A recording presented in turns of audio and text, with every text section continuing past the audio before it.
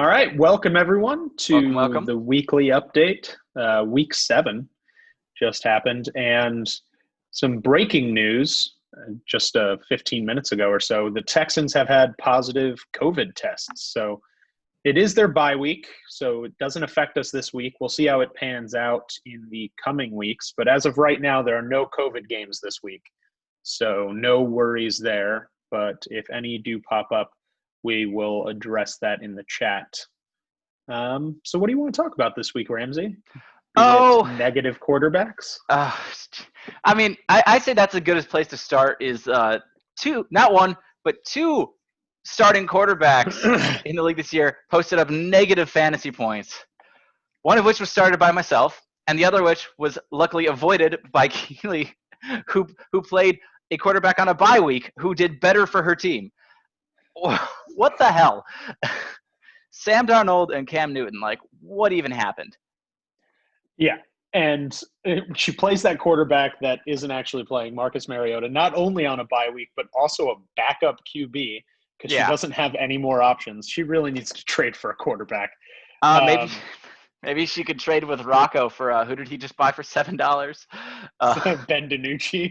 Maybe she can get Ben DiNucci because Rocco is also in dire need of a quarterback who he didn't play one against me and he still beat me because my team did so badly. and he played Cam Newton, who also got negative points. So your team lost to no quarterbacks. I know. No, he played Jared Goff, so he had one positive Oh, did he? quarterback. But like, come on, both of my one quarterback. I also had Jimmy G, who also shat the bed, and he had all of 7.5 points. And my only other option would have been Nick Foles, who made like 6.5 points. Right now, if there was a NFL equivalent of your team, and I know Mojo Rising and Rick are going to hate this, it would be the Cowboys. Just riddled with injuries, losing people everywhere, and just underperforming to the max. Yeah, the It's just Cowboys disappointing. they are in for. I feel bad for everybody who's got a Cowboys receiver coming up in the next couple weeks, My and other leagues are whoever just screwed. who had I just traded away Zeke oh yeah, in a different league. Yeah, because who has I'm just so Prescott? Oh, I think scared. Keely had Prescott, which is like rough for Yeah, her. Yeah, it's just anybody who's a Cowboys fans or relying on Cowboys players is just in for a rough week here. yeah. I mean, their backup quarterback is a tight end. I had a trade from Tim offering me Amari Cooper, and like he's a good receiver, but he's got nothing to work with right now, and so that's something I've kind of just kiboshed for now, just because like Yeah. he's Nope. nope. I can't trust him to have somebody to get him the ball to do good things with.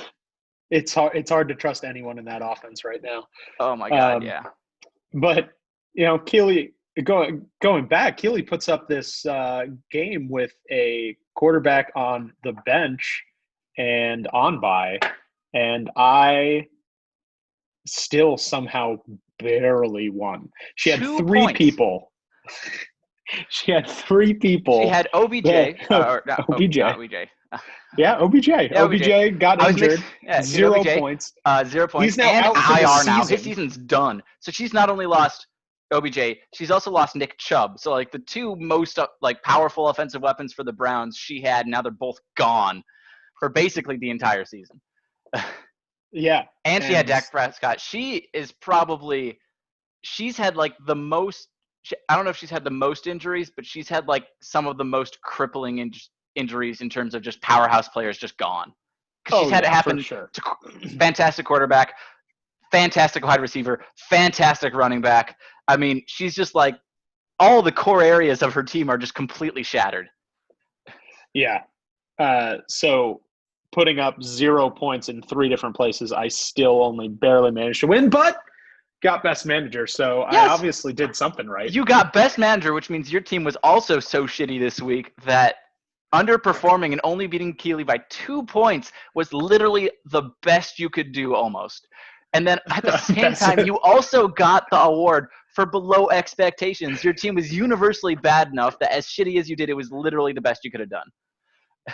Yeah. And it was like 100 points less than our highest score of the week, Mr. Mojo Rising, which reminds me, Rich, I got to Venmo you your cash for the week. Well won, week 7. You get $30. It's going to Rick. You can get it from him. There we go. Sent. Rick just powerhousing it, consistently high scores. When he has lost, it's been to people who have somehow scored higher. I don't think he's had a bad week, like really, like the rest of us yet, has he? I don't know. I haven't looked back on it. 179. Let's see, 200. Mojo Horizon. Well, let's look at it. So he's got the most points for. So as of right now, he is averaging above 200 points a week. So he's definitely doing better than I think his lowest scoring week was like 179 points. Yeah. He's got the most points for in the league at like 14-16.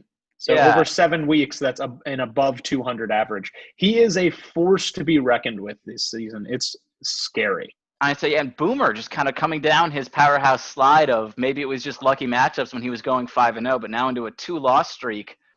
And not necessarily, I haven't checked out his lineup, but not looking super hot. Oh, no, he's looking pretty decent lineup against Tim, but I don't know how things are matching up, like, bye weeks and stuff wise. But Boomer potentially in a drastic slide to go down from top of the pack to the middle. Yeah, I mean, we have 5 teams at 5-2 right now. Very How many of us are at 2 and 5? How many of us do we have in the inverse? Just me. You. Just me. Just you. Yes, and then there's the battle to avoid the Nick Cage down between Rocco, myself, Scott, and Keeley, because that seems to be the way the season's going. I don't know. Rocco and Tim actually aren't doing too bad, and they could very well make a playoff run. Actually, at 2 and 5, you're still not mathematically I'm not mathematically eliminated.